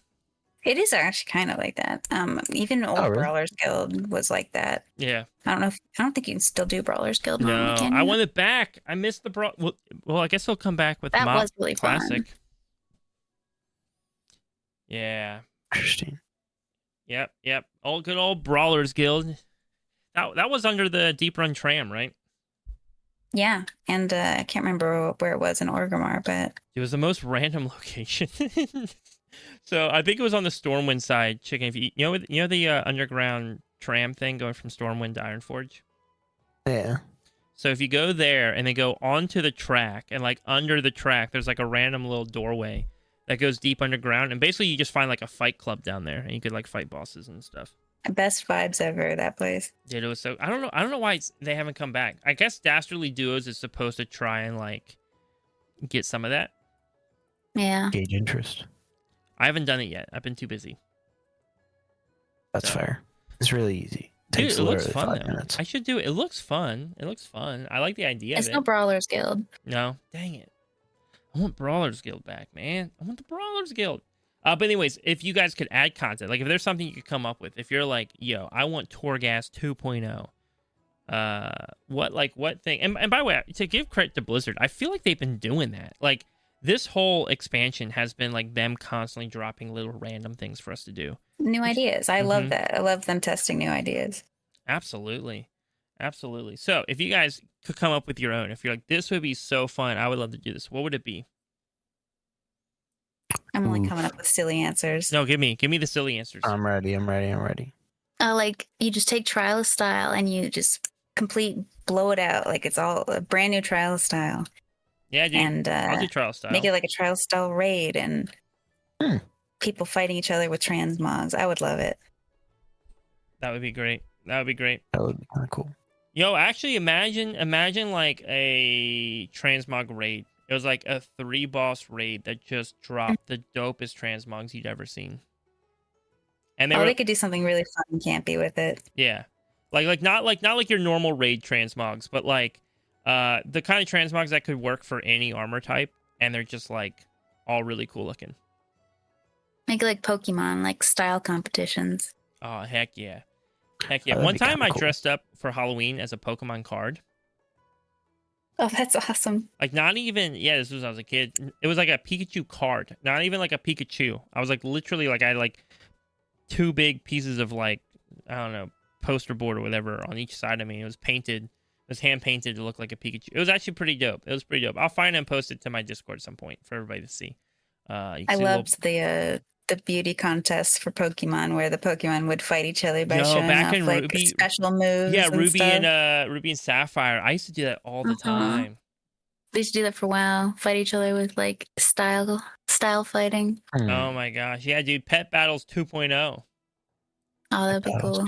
Yo, would you guys want to see some sort of like revamped pet battling system in WoW that like actually added like stakes to it and value to it?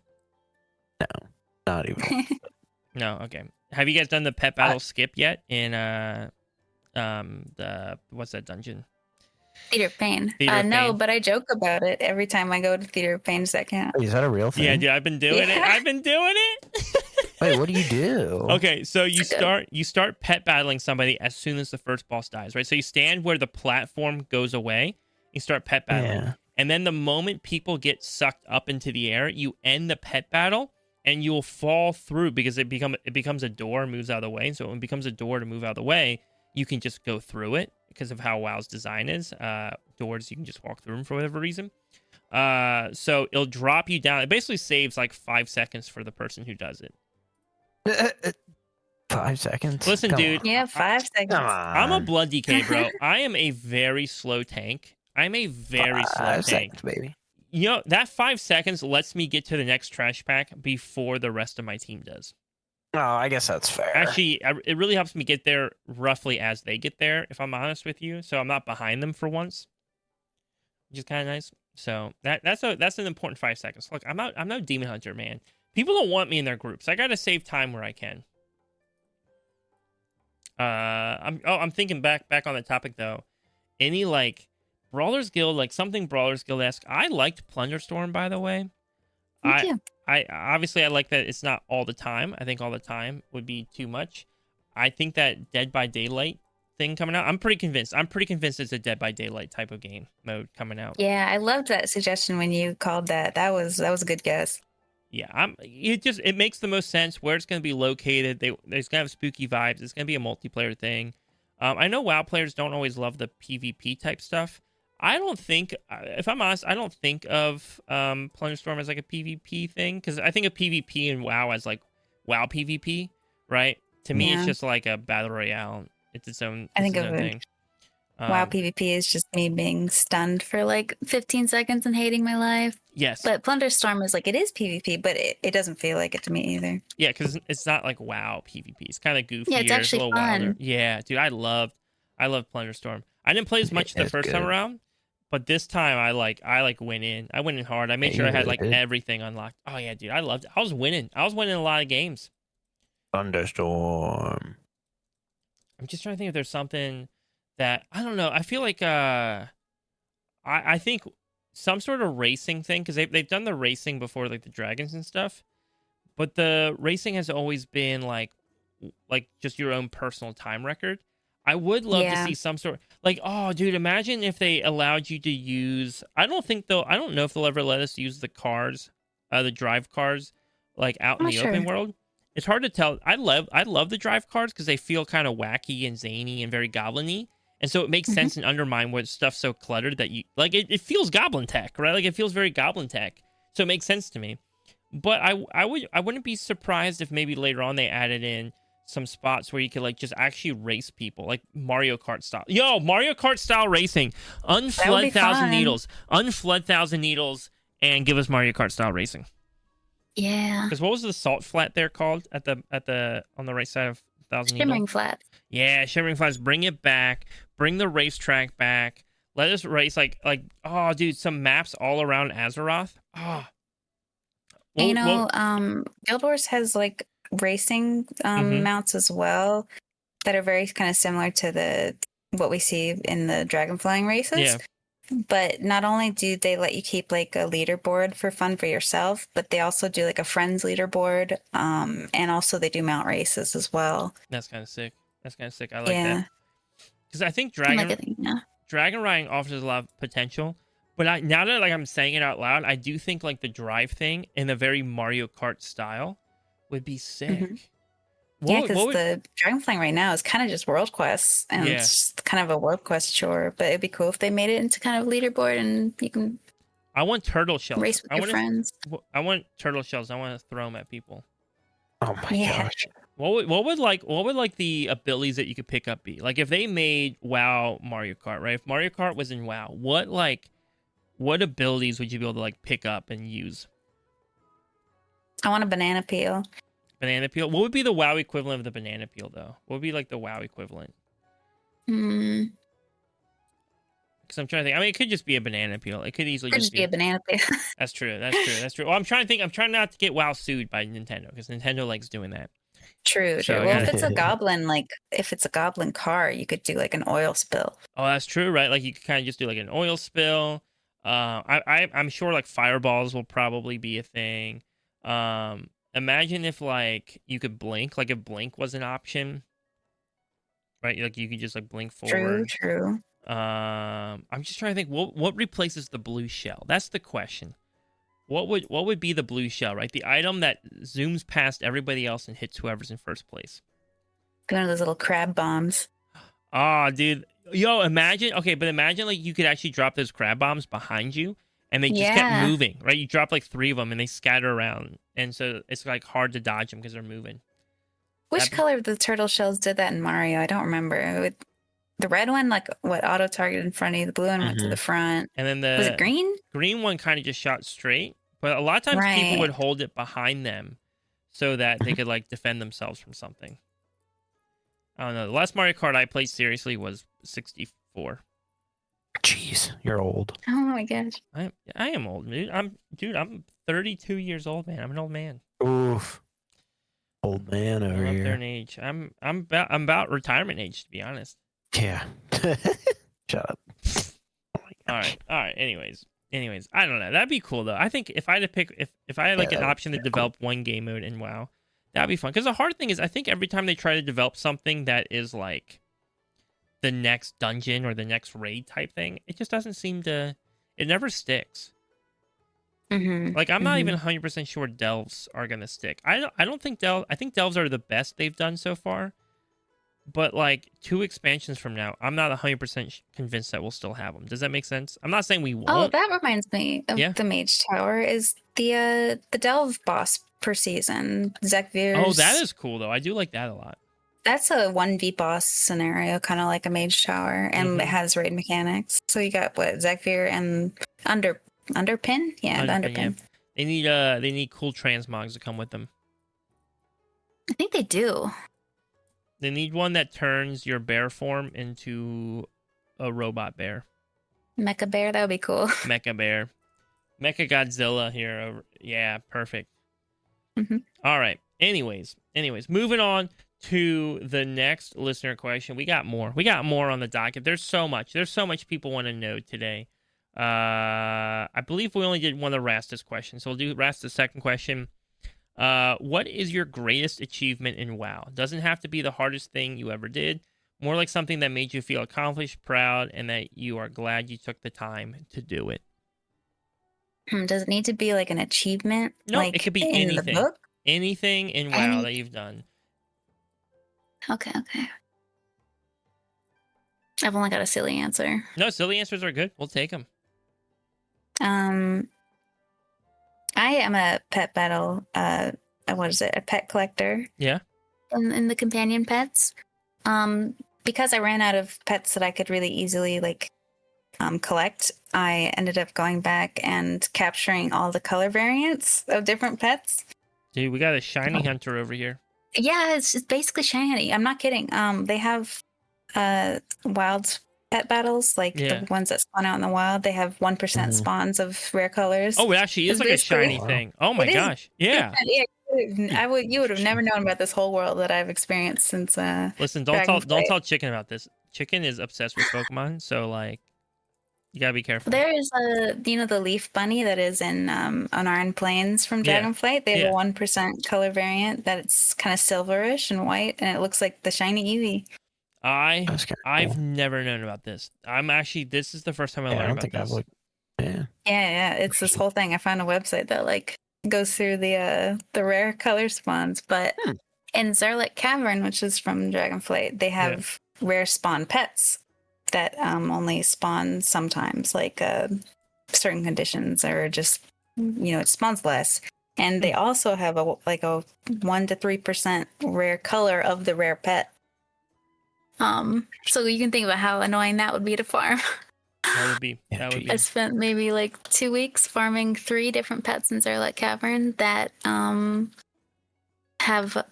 they're hyper rare spawns to begin with, and they have a hyper rare color spawn on top of that. And I got all 3 of them on the same night.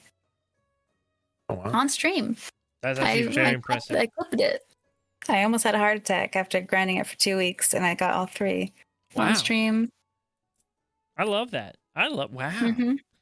Yeah, I've got a rare color rat, Treasure Whiskers, I think is the same. Dang it, I don't have any achievements this cool. Oh no. No, Stone Whisker, that was him. I know what Chicken's is. I know what Chicken's greatest achievement is. I'm calling it now. Chicken, is it the mount? Oh, what is it? Is it the mount from Shadowlands? Which one?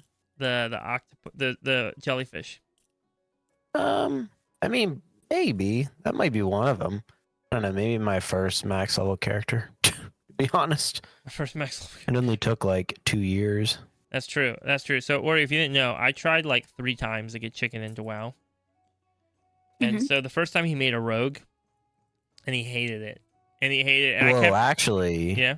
Actually, this is like low key, like crazy WoW lore. The first character I actually made with you was a druid. Was it really? Yeah, we made because then we I know changed very servers. specifically. Yeah, then we changed. It servers. was a horde druid. Yes.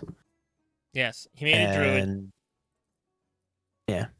And then he didn't. And then we changed servers later, and he made a new character. And he made a rogue, I think, and he didn't enjoy playing it. Yeah. It took like three tries for me to finally get him. Like, WoW was one of those games because I knew once he got to max level he'd enjoy it, but I knew like leveling wasn't gonna be like his thing. Yeah, especially as a rogue. Dude, rogue is hard for new players. That's not a very new player friendly class. Oh yeah, I would say it's one of the hardest classes. Oh yeah, absolutely. I would say if you're a new player, I would probably start with something simpler. Og Evoker is probably the easiest. Stop. No, I'm kidding. Like Beastmaster, Hunter, Paladin are probably my usual suggestions for people. My greatest achievement in WoW. That's such a hard question. Okay,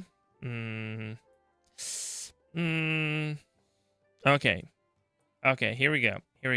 This one's a stretch. Okay, so I apologize.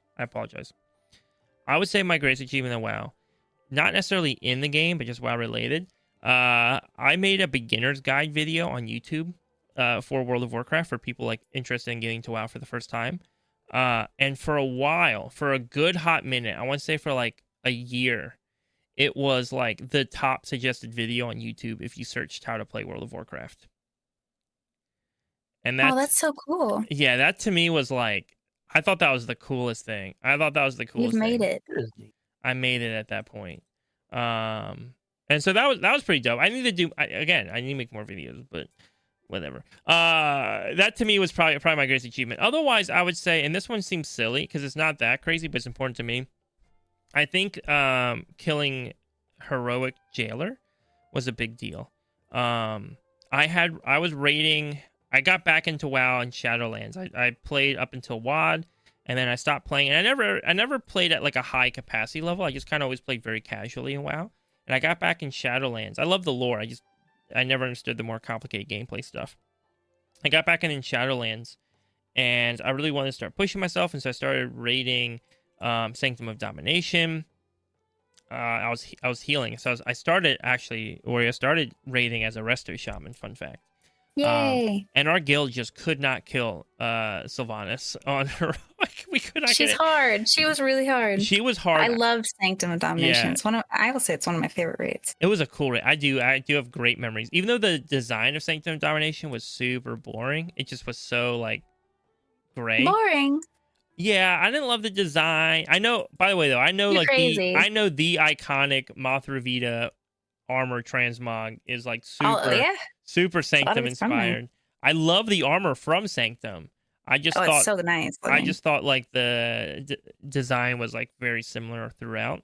It felt like a I don't know. It felt like they were going for Ice Crown, but it wasn't quite Ice Crown, if that makes sense. Yeah. I had like the opposite reaction. I was like, if it reminded me of Ice Crown, I liked it just because I love Ice Crown. No, I love Ice Crown. It to me, I was like, man, I wish they did Ice Crown Plus, not Ice Crown Minus. It felt like Ice Crown with like less rather than Ice Crown with more. They need some more cool, glowy textures. More glow. Yes, more glow. I know they can't do the ice thing because that was like an Ice Crown thing, but they could have done something that like added that one touch of color, even if it was like red or whatever. But all that to say, I did like it though. The bosses were a lot of fun. But we never got Sylvanas. We were raiding I'm brain farting. We were raiding with another guild at the time. So we were actually like we neither guild I think had enough people to actually run like a good heroic raid, so we just joined up. But it worked. Both guilds got along very well. There was no tension. I know, it's sad that I didn't know you back then, because me and Desto and Val were constantly going to people's Sylvanas progs to help them out. Well, okay, so here's the worst part of it all. They did kill Sylvanas. However, that was like the one night I didn't go to raid. No. I didn't go to raid one night, and that was when they killed Sylvanas. So a little swag lore. I'm gonna make this really depressing, because then it makes my achievement feel so much better, right? Oh my gosh. Yeah, so I'm gonna make this real depressing for a second. I had just gone through a divorce at that time, and I was pretty depressed. And it was hard for me to play WoW. I would like literally log in to WoW and then just like not want to do anything. I just didn't want to do anything, whether it was in WoW or outside of WoW. And so the one night I just was like, I was just like emotionally wrecked. I was feeling horrible. This was like right after my divorce. I was just like, hey guys, I just can't go to the raid today. I can't. That was the one night. That was the one night they got AOTC. Probably because I wasn't there. It was probably because I wasn't there. Hot take.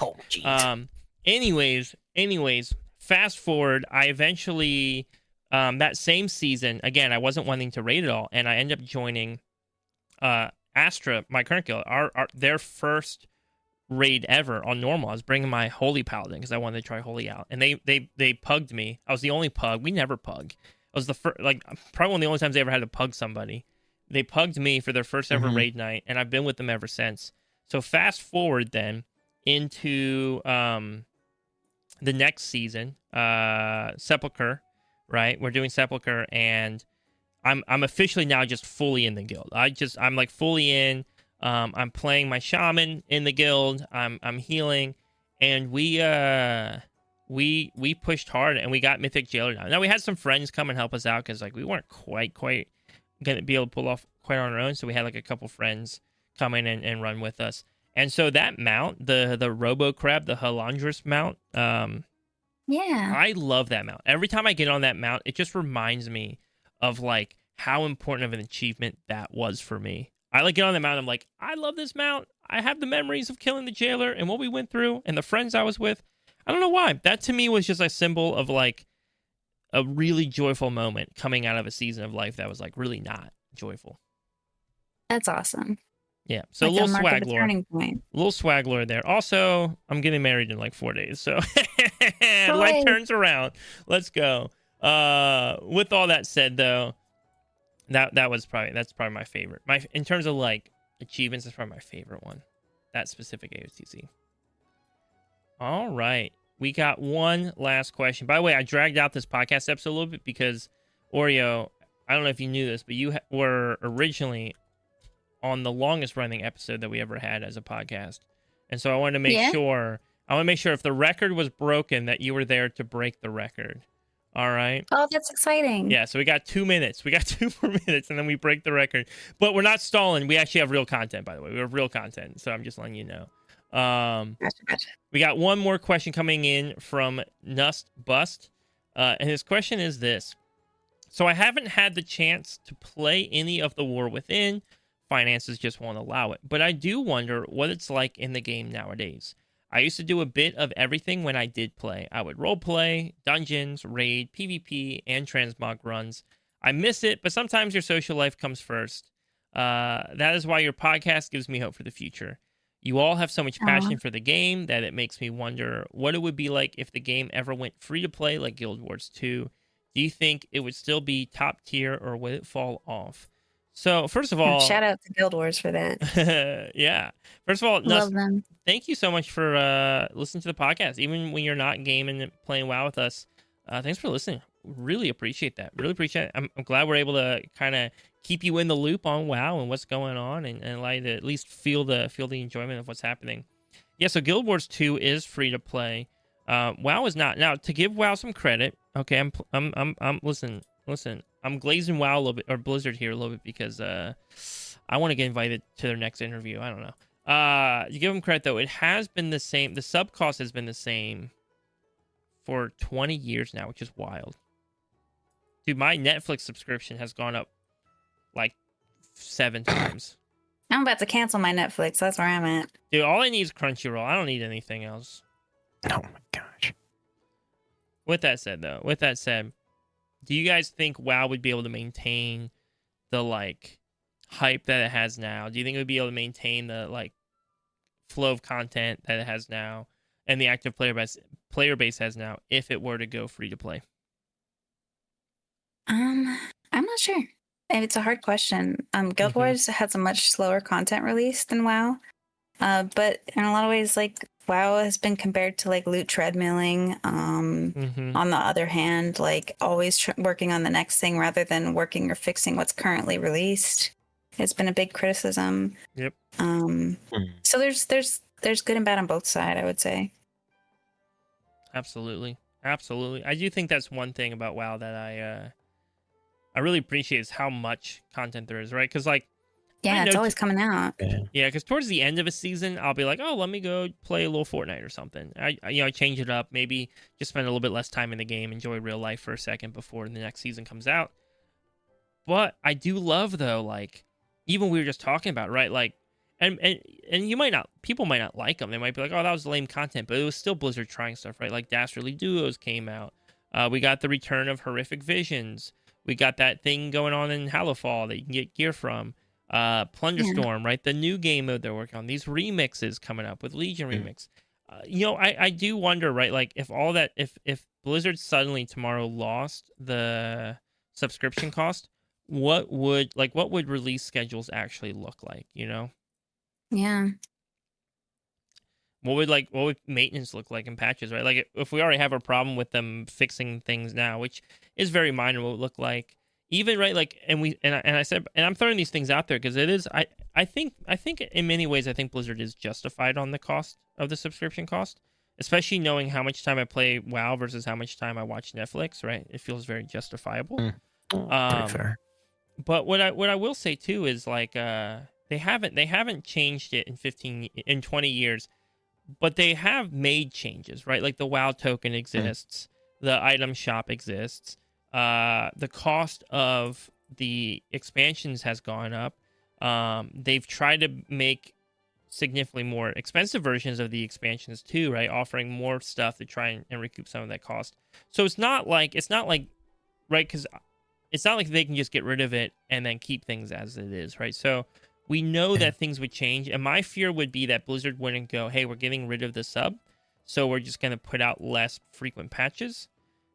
Right? Because if there was less frequent patches but way more people playing, okay, that might still be a win.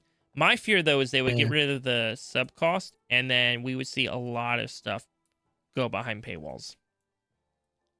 I don't know.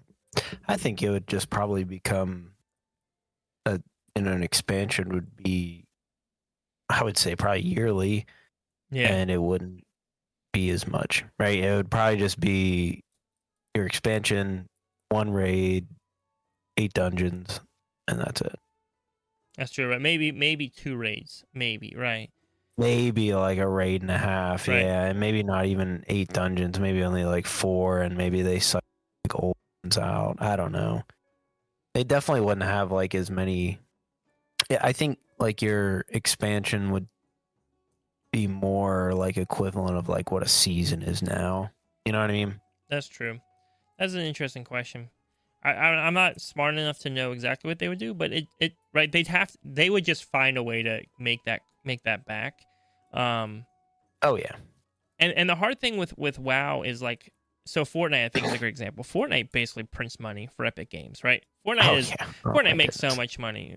Yeah. Oreo, why don't you ever play Fortnite with Chicken and I? That's the real question. I've never played Fortnite. You know, I've played other BR games. I have not played Fortnite. It's like Plunderstorm, but not anything I've like played Plunderstorm. Legends. I think that's the closest that I've played is Apex. But... Yeah, it's like Apex basically. But anyways, though, Fortnite prints money, but they do so by offering tons and tons and tons of cosmetics, right? And so they don't need to charge anything because they're making crazy money. My fear with WoW is, right, like the moment they move away from the pay-to-play model, all of a sudden, right, like where do they make money? Well, what people want the most is either power or appearance, right? Power or appearance. Gosh, and I think that worries me, right? that I think it would be very different looking from what our current model is. Like Guild Wars makes a lot of money off of their item shop and game shop, content releases. Yeah, it would be a different kind of audience, I would think too. That's probably why I like Guild Wars for different reasons than I like WoW. Yeah, that makes total sense. So yeah, I don't see WoW. I know people have talked about maybe them adding it to the Xbox Game Pass. I don't see that really happening either. I think there's too much crossover between WoW players and people who already have Xbox Game Pass.